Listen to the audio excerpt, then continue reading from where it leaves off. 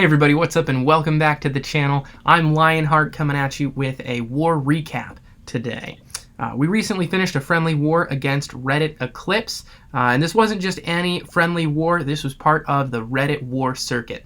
Now if you guys aren't part of the RCS, the Reddit clan system, they do a ton of fun events with the different Reddit clans, and one of the coolest ones that they do, in my opinion, is a competitive monthly war called the Reddit War Circuit.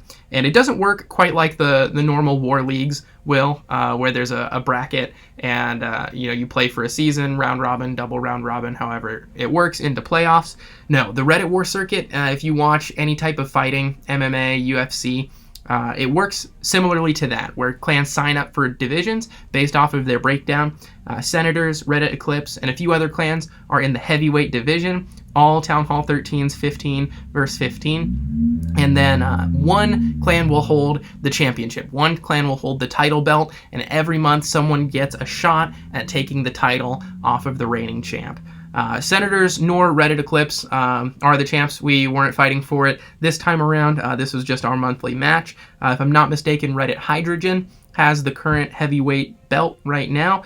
So hopefully we'll be able to match Hydrogen soon, but Eclipse will probably get a shot at it before we will, given their performance this war. You can see the results. I think Senators performed pretty well. We got a few triples here, but Reddit Eclipse handed it to us. They got 9 triples against our 15 bases, did their homework, did some really good planning. But I wanted to go through just a couple different attacks and show you guys maybe a few different cool things that are starting to come out in the meta. Now, if you've been watching any of the videos or just keeping up with the Clash scene, there are, the meta's wide open, plenty of different attacks that you can do. But in my opinion, I think there are 3 different attacks that really kind of sit above the others, and that's going to be Yeti Smash and Hybrid that have been popular for several months now. Different variations of either of those can be successful too. And then also Zap Lalo. In the hands of a skilled attacker, someone who's good at Lalo, and against a base that is conducive for it, you can get some really good Zap Lalo attacks. Now there's Zap Hybrid, some Yeti Bobat has been getting popular too, but overall I think those are the 3 strongest for different attacks.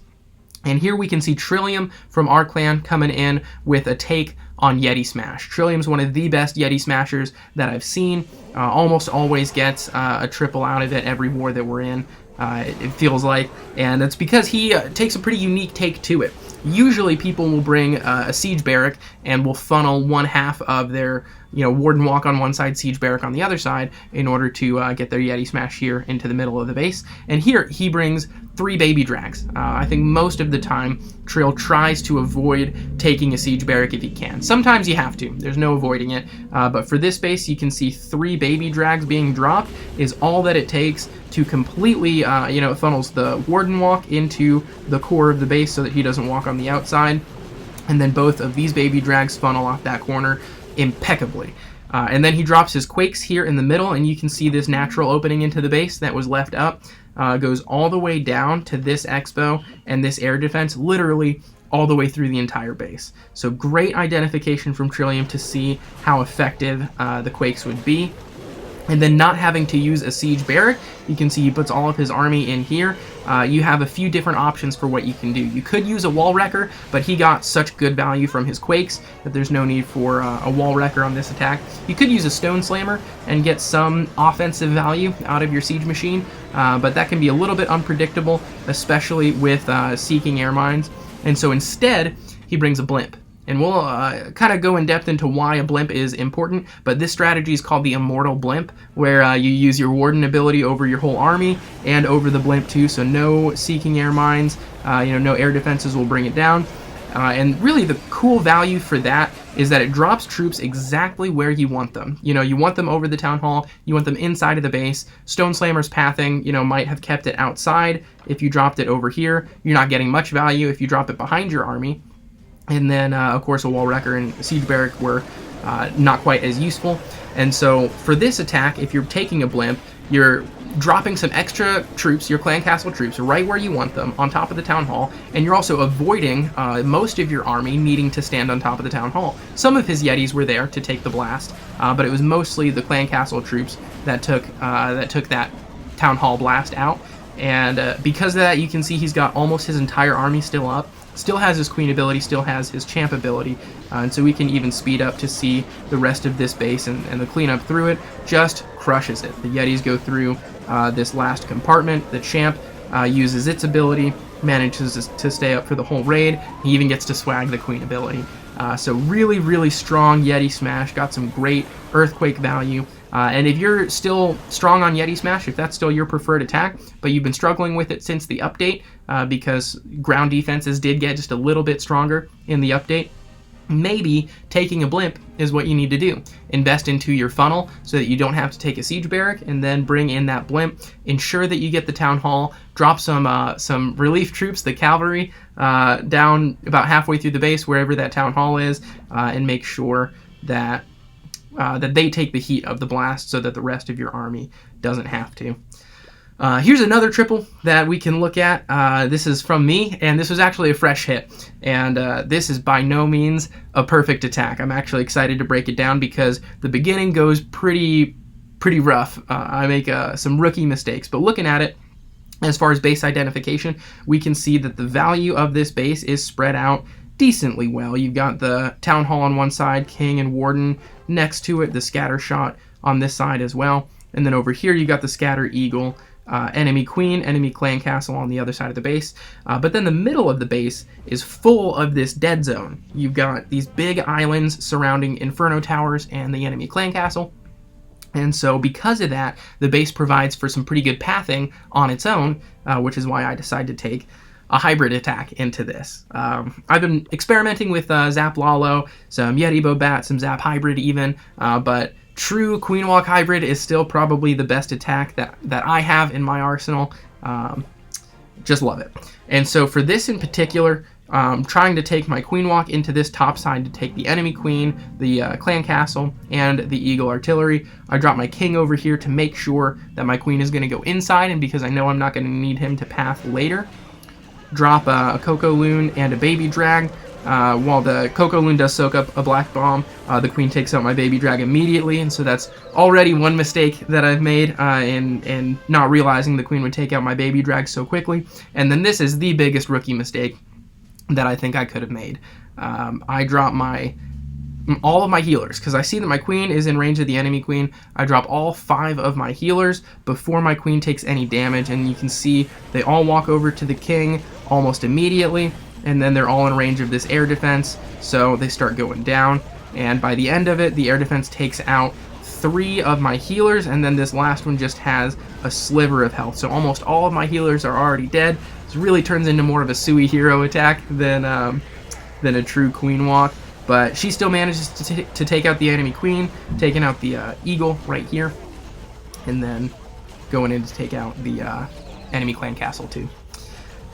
So even though things have gone a little bit sideways, it's still gotten all the value that I need for it to, especially the pathing value for the rest of my army. So I go ahead, I think at this point, and I drop the Siege Barrack, and all I need is to take out these trash buildings. The hybrid is going through the compartments, and so all that the P.E.K.K.A. and the Siege Barrack are doing is making this small funnel. It's why I didn't need my King for it. The Queen over here eventually is going to work her way to that Scatter Shot, and we see the hybrid starting. So I'm trying to be as patient as I can with my spells. Got 3 heals, but a good chunk of the base left up. And so I really lead the army with that first one. End up using a freeze on that Scatter Shot to keep the Queen alive, and a rage as well. Really important that she takes out that Scatter Shot, or else the back half of the attack isn't going to go very well. Use my other freeze onto this Scatter Shot as it's attacking the army. And have my enemy champ, or have my champ, come in on the south side to try and funnel the army. Now, this looks like an early Warden ability, but it's actually, I think, right on time. I don't want this Scatter Shot to be targeting my whole hybrid as they're going around, because I see they're not targeting the Town Hall immediately, and then I keep this one Golden Hog onto the Scatter Shot, and actually it keeps it alive just long enough with the Champ's ability there to take the Scatter Shot out. The Warden ability wears off, and I'm able to use a heal spell to keep my troops alive through this through the Town Hall damage. And so even though the blast will take out my hogs, all of the miners are immune to the blast. They bury themselves before it goes off. And so all of my miners are kept alive. My Queen stayed alive this whole time, just had to use her ability to break through a wall. but with the queen alive, with the champ getting a little bit more value out as well, and then my whole section of miners staying alive too, it's pretty quick cleanup. Now this was a fresh hit, and like you saw at the beginning, it was not perfect at all. Still had several mistakes throughout it, but here we're managing to pull out the triple, and just shows how strong hybrid can still be in the current meta. All right, the last attack that I want to show off to you guys is one that's actually on us. Reddit Eclipse got several triples against our bases, but this one in particular I thought showed some great planning and some good execution as well. This base is from RS-22 from Senators, and you can tell it was designed before the update because looking at this central compartment, you can see that these buildings are close together and there is so much zap value.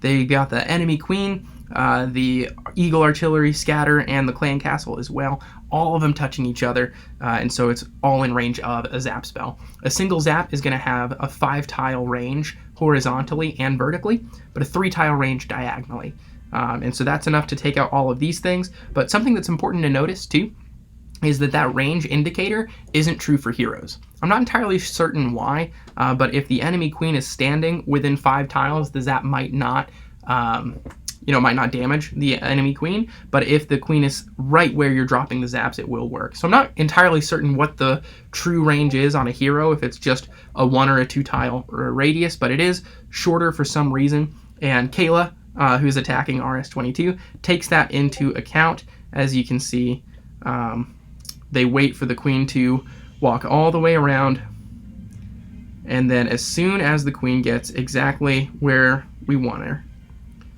all 7 zaps go right on top, take out the queen, earthquake to follow, taking out that whole middle compartment. So already you're looking at some good pathing. A single balloon here takes out the archer tower with a single archer to help out as well. And then the Sui heroes begin. Has a couple of headhunters in this attack. It's pretty interesting. A single baby drag to funnel the other side, ice golem to start tanking, and then the champ behind with the queen as well. And in addition to having such good zap quake value, this is really good Sui hero value too. It's taking out 2 expos, a scatter shot, and the town hall. Really just incredible value. I don't think the Sui hero makes it all the way to the sweeper or to the warden, but if you're taking out the town hall, the eagle, both scatters, an expo, and an air defense all at the onset of the attack, really doesn't matter if one sweeper stays up, if one warden stays up. Now the unfortunate thing, you can see they drop all of these balloons here, is that there are quite a few defenses that have to be taken out before they can get to the air defense. It's not a great anchor point that you would want to have a lava hound lead the way for your balloons, and so Kayla drops the lava hound at this point, but you'll see it kind of gets ahead of that pack. And one of the most important things if you're considering a Zap Lalo attack is to get good value from your haste spells. If you're committing 8 spells, think about it, to a zap and to a quake, then you're only having 3, maybe 4 hastes, however you're wanting to look at it, how many freezes you're taking as well. You're only having a few haste spells to work with, and so you want to make sure you're getting really good value out of all of those. One of those hastes is used right here, and you can see it gets some value. 3 balloons go through, but then leave immediately, ends up leaving that wizard tower up, and it's really not a ton of value, especially seeing 2 multi-targeting infernos left up. You really want to use your haste spells over top of splash defense, whether that's scatters, multi-target infernos, whatever it is. This second haste does get a lot more value. A lot of balloons are going through it, but it's not over top of that defense, and so they're moving slowly towards it. And then Kayla also feels like they have to use the warden ability to keep them alive in the range of that wizard tower and the air defense as well. But there's still 1 freeze left, there's still 1 haste left, and this last haste, again, it's used a little bit early, and you can see these balloons getting just a little bit confused with all the defenses. They're hasted all the way to, it was a bomb tower, I'm pretty sure, and then into that sweeper, but then getting confused and dropping off. So there's no hastes left, no freezes left, nothing for this last multi-target inferno, and it makes this raid a little bit closer than it frankly should have been, with how much value came out from the beginning of it. Such a good zap value, such a good Sui hero value. All of the balloons end up going down, and it's just the warden, some lava pups, a couple minions, and a dragon that end up finishing out the attack. But that just goes to show, if you get such good value from your Sui hero, such good value from your Zap Quake, then it's okay, not to have the perfect haste placement. But for most Zap Lalo attacks, as you're doing it, if you're getting pretty decent value from your zaps and your quake, which you should if that's the strategy that you've chosen for the base. If you're getting decent value out of that and decent value from your Sui heroes, you're still going to have some really good haste placement in order to get the triple from it reliably. But overall, congratulations to Reddit Eclipse. Good job on winning this war. I think it was a good showing on both sides, and hopefully next month we'll have a better showing in the RWC. But this is Lionheart. I hope you guys are having a good day, and we'll see you in the next video.